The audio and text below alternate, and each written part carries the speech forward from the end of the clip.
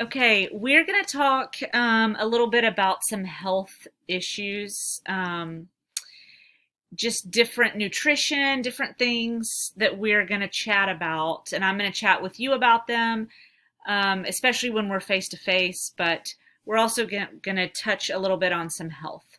And today the topic is going to be sleep. It has been really hard, I know, to be uh, in your house the last 5 months. Your sleep habits have probably gotten really out of whack. You're probably staying up really late and sleeping late, and now you're back in school. And whether you're at school coming up or you just have to get up for these, to be in school virtually, it's probably hard to get up and your sleep patterns are probably a little bit disrupted. I'm here also talking to my daughter who's 14. She's going to be a freshman.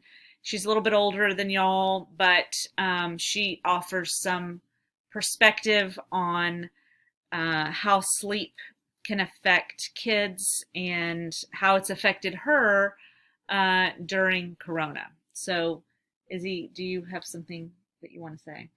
Yes. So before, like in Corona and in quarantine, like I would go to sleep like super, super late, and getting back on school, I have to get my sleep schedule back on track. So to help myself do that, I kind of like wind down earlier and take a shower sooner. So then I have more time to go to sleep early, and I take a shower and I like read my summer reading book, and then I kind of like get sleepy by the book, and then I turn my lights off and go to sleep.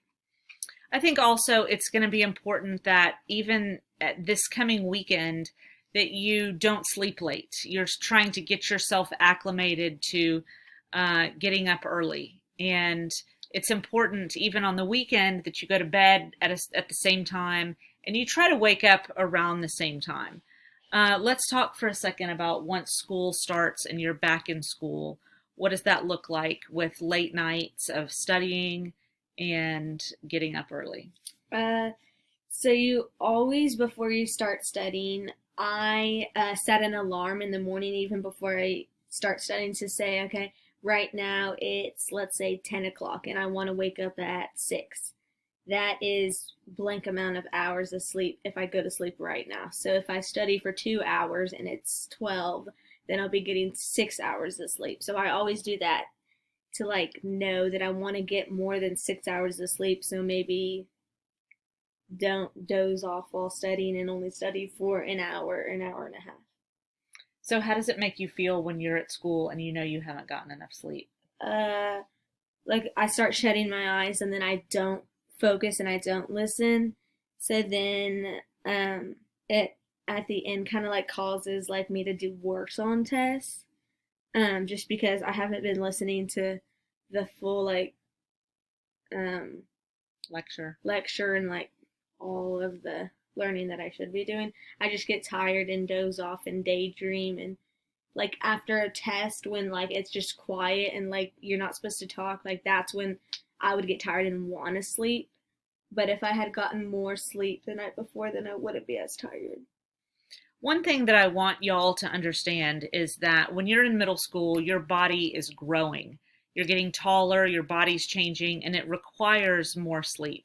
So it's okay to sleep. It's okay to, once you get back in school, if you are in your groove during the week, if you need to sleep a little bit later on the weekends, or if you get home from school and you're super tired and you just have to take a nap, your body's growing. You need to listen to your body. So if you're really sleepy and you need to take 30 minutes, 45-minute nap and then start your homework or then eat dinner.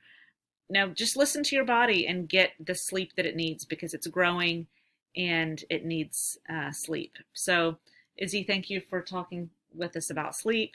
Um, we'll talk about different things throughout the year, but get some sleep, get in a good sleep cycle, get some good sleep habits.